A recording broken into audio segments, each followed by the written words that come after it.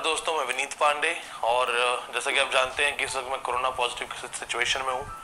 मैं फाइनली मजबूर हुआ मैं एक अपील करने के लिए सरकार से कि एग्ज़ाम को कैंसिल किया जाए, क्योंकि मैं काफ़ी समय से ये देख रहा हूँ कि सरकार बैकफुट पे नहीं आ रही है। सरकार एग्ज़ाम कैंसिल करने के मूड में नहीं है। मेरे कुछ सवाल थे सरकार से जो मैं करना चाहता था और मैं आपके माध्यम से, इसी माध्यम से, यूट्यूब माध्यम से सरकार से सवाल और अपील दोनों करना चाहता हूँ। मेरा पहला सवाल दोस्तों ये है, मैं खुद एक कोरोना पॉजिटिव कैंडिडेट हूँ।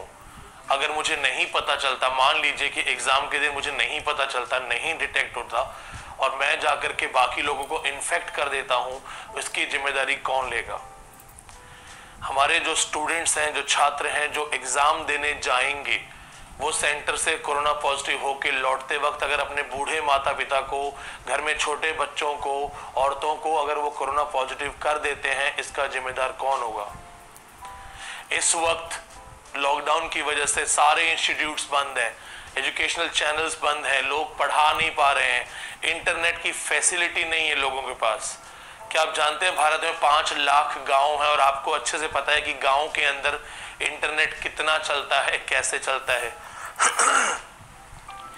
कितनी स्पीड इंटरनेट की आती है?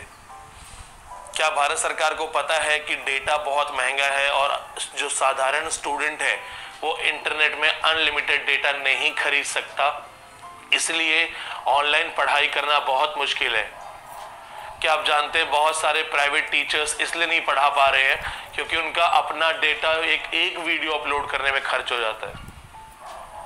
तो जब हमारे स्टूडेंट्स पढ़ नहीं पा रहे हैं, प्रिपेयर नहीं कर पा रहे हैं, आप उनको विदाउट कोई ढंग का बड़ा एक एडवांस नोटिस दिए सीधा 1 महीने में एग्जाम कैसे कर सकते हो? आप 1 महीने में एग्जाम करते हो, ना उनके पास कोई पढ़ने का साधन है, ना उनके पास कोई तैयारी करने की ऑनलाइन डेवलपमेंट कुछ आपने किया है, ऐसा कुछ नहीं किया। बच्चा कैसे पढ़ेगा? या आप चाहते ही हो कि बच्चा जाए एग्जाम में और फेल हो जाए? एक बच्चा जो ऑलरेडी इस वक्त नेशनल इमरजेंसी को देख रहा है, जिसे पढ़ने में कोई मदद नहीं कर रहा, जिसे घर में प्रेशर है, जिनकी नौकरियां चली गई हैं, जिनके घरों में लोग बेरोजगार बैठे हैं, वो कैसे पढ़ेगा? वो किस माइंडसेट से पढ़ेगा? दोस्तों देखिए, इस रिकॉर्डिंग के अंदर मुझे स्वेटिंग हो रहा है। बहुत मजबूरी में मेरे को ये रिकॉर्डिंग करनी पड़ रही है। भारत सरकार से हाथ जोड़ के एक बात पूछना चाहता हूं मैं कि जब मुझे पता चला कि मैं कोरोना पॉजिटिव हूं, मुझे 2-3 दिन तक बेसिक चीजें याद नहीं हो रही थी। मैं चीजें भूल जा रहा था कि ये कहाँ है, वो कहाँ है। आप ऐसी सिचुएशन में कैसे उम्मीद करते हो कि बच्चे कॉन्सेंट्रेट करके पढ़ेंगे? डरते डरते एग्जाम सेंटर में नहीं जाएंगे।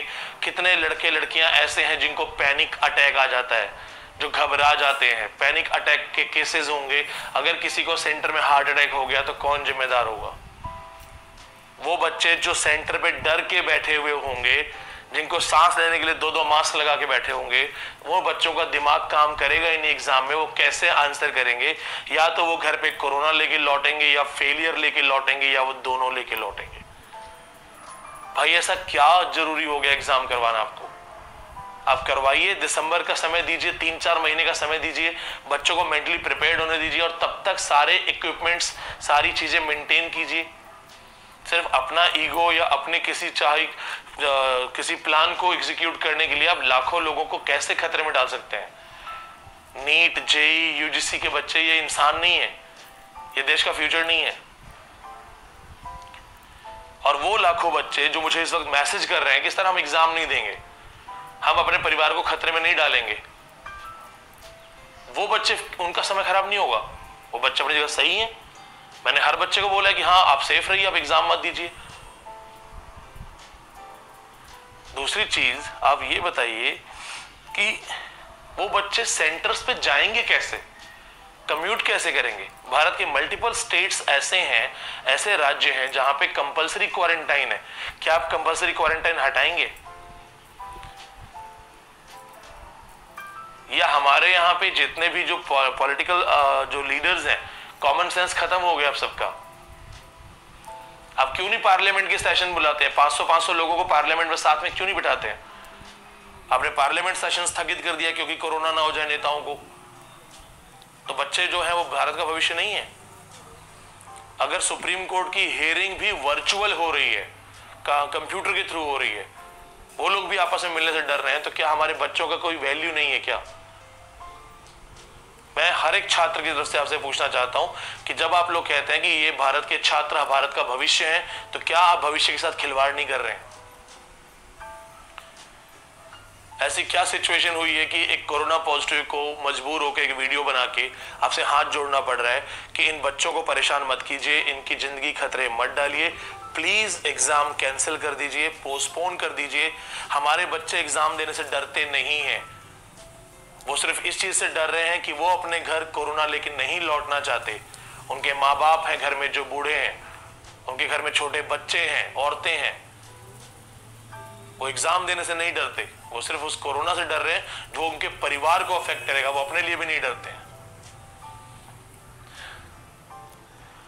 आपसे हाथ जोड़ के एक निवेदन है कि प्लीज भारत के भविष्य के साथ खिलवाड़ मत कीजिए, इसको बचाइए, और मुझे पूरा विश्वास है कि भारत सरकार ऐसा करेगी, हमें बचाएगी हम सबको।